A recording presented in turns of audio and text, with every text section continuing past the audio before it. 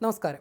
അടിയന്തരാവസ്ഥ കാലത്ത് തുടങ്ങി കശ്മീരിന്റെ പ്രത്യേക പദവി റദ്ദാക്കിയതുവരെയുള്ള പ്രതിഷേധങ്ങളിലെ ഉറച്ച സ്വരമായിരുന്നു സീതാറാം യെച്ചൂരി. വർഷങ്ങളോളം ഹിന്ദുസ്ഥാൻ ടൈംസ് പത്രത്തിൽ യെച്ചൂരി എഴുതിയിരുന്ന കോളത്തിന്റെ പേരായിരുന്നു ലെഫ്റ്റ് ഹാൻഡ് ഡ്രൈവ്. സമകാലിക വിഷയങ്ങളിൽ കമ്മ്യൂണിസ്റ്റ് നിലപാടുകൾ പൊതുജനമധ്യത്തിൽ അവതരിപ്പിച്ചിരുന്ന യെച്ചൂരിയുടെ കോളത്തിന് ഇതിലും അനുയോജ്യമായൊരു പേരില്ല.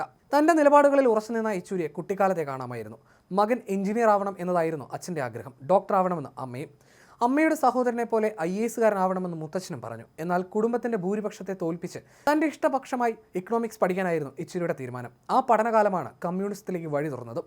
പ്രിയപ്പെട്ടവർക്ക് യെച്ചൂരി ബാബുവും സീതയുമായിരുന്നു. സ്നേഹത്തോടെയാണ് പലരും ബാബു എന്ന് വിളിക്കുന്നതെങ്കിൽ ഒരിക്കലും മാറ്റാൻ സാധിക്കാതിരുന്ന ദുശീലങ്ങളിൽ നിന്ന് യെച്ചൂരിയെ പിന്തിരിപ്പിക്കാനുള്ള സ്നേഹം കലർന്ന ശാസനയോടെയുള്ള വിളിയാണ് സീത എന്നത്. കമ്മ്യൂണിസത്തിൽ അടിയുറച്ച് വിശ്വസിക്കുമ്പോഴും ഏത് മതത്തിൻ്റെയും ആചാരാനുഷ്ഠാനങ്ങളെക്കുറിച്ച് യെച്ചൂരിക്ക് നല്ല അവഗാഹമുണ്ടായിരുന്നു. അച്ഛനാണ് മതവഴികളിലൂടെ ആദ്യം കൊണ്ടുപോയത്. ഇന്ത്യയിലെ എല്ലാ പ്രധാന ആരാധനാലയങ്ങളും ചെറുപ്പത്തിലെ സന്ദർശിച്ചു. അഷ്ടാവധാനരു എന്ന ആ ശിക്ഷണ രീതിയുടെ ഭാഗമായി 8 വേദപണ്ഡിതന്മാർ നിരന്നിരുന്ന് 1 മണിക്കൂർ ചോദ്യങ്ങൾ ചോദിക്കും. ഈ സമയത്തിനിടെ എത്ര തവണ മണി മുഴങ്ങി എന്ന ചോദ്യത്തിനും കൂടി കൃത്യമായി മറുപടി പറയുമ്പോഴാണ് വിജയിക്കുക.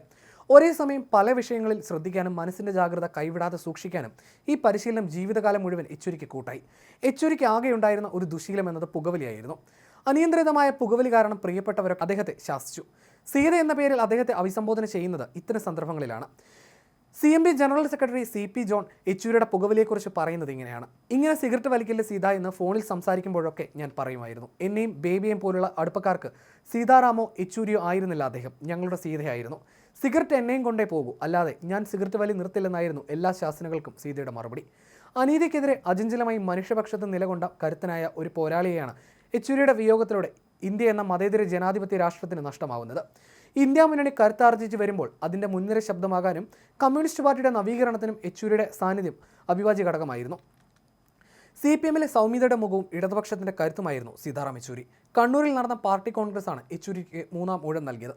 ദേശീയ തലത്തിൽ ദുർബലമായിക്കൊണ്ടിരിക്കുന്ന ഇടതുപക്ഷത്തെ പഴയ പ്രതാപത്തിലേക്ക് തിരിച്ചു കൊണ്ടുവരിക എന്ന ലക്ഷ്യത്തോടെയായിരുന്നു യെച്ചൂരി ആ സ്ഥാനത്ത് വീണ്ടും അവരോഹിതനായത്. എന്നാൽ കാലാവധി പൂർത്തിയാക്കും മുമ്പേ മരണം അദ്ദേഹത്തെ കീഴ്പ്പെടുത്തി. വൈദേഹി ബ്രാഹ്മണരായ സർവേശ്വര സോമയാജുലു യെച്ചൂരിയുടെയും കൽപ്പകത്തിൻ്റെയും മകനായി 1952 ഓഗസ്റ്റ് 12 ചെന്നൈയിലാണ് അദ്ദേഹത്തിൻ്റെ ജനനം. പേരിൻ്റെ വാലറ്റത്ത് നിന്ന് ജാതി മുറിച്ചു മാറ്റാമെന്ന് തീരുമാനിച്ച് സീതാറാം യെച്ചൂരി ആയത് സുന്ദരരാമറെഡ്ഡിയിൽ നിന്ന് P. സുന്ദരയ്യയായി മാറിയ CPM-ന്റെ ആദ്യ ജനറൽ സെക്രട്ടറിയെ മാതൃകയാക്കിയാണ്. അച്ഛൻ ആന്ധ്ര റോഡ് ട്രാൻസ്പോർട്ട് കോർപ്പറേഷനിൽ എഞ്ചിനീയർ ആയിരുന്നു.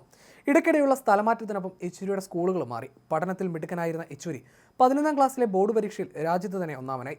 ഹൈദരാബാദിലെ നൈസാം കോളേജിൽ 1ാം വർഷ PUC-ക്ക് പഠിക്കുമ്പോൾ തെലങ്കാന പ്രക്ഷോഭത്തിലും സജീവമായി. ഇതേ തുടർന്ന് 1 വർഷത്തെ പഠനം മുടങ്ങി.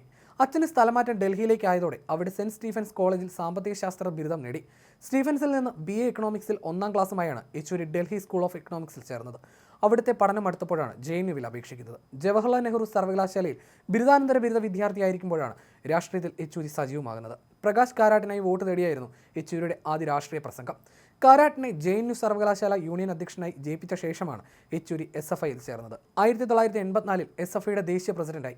3 തവണ JNU വിദ്യാർത്ഥി യൂണിയൻ പ്രസിഡന്റായി തിരഞ്ഞെടുക്കപ്പെട്ട അദ്ദേഹം അടിയന്തരാവസ്ഥ കാലത്ത് ജയിലിലും കഴിഞ്ഞു.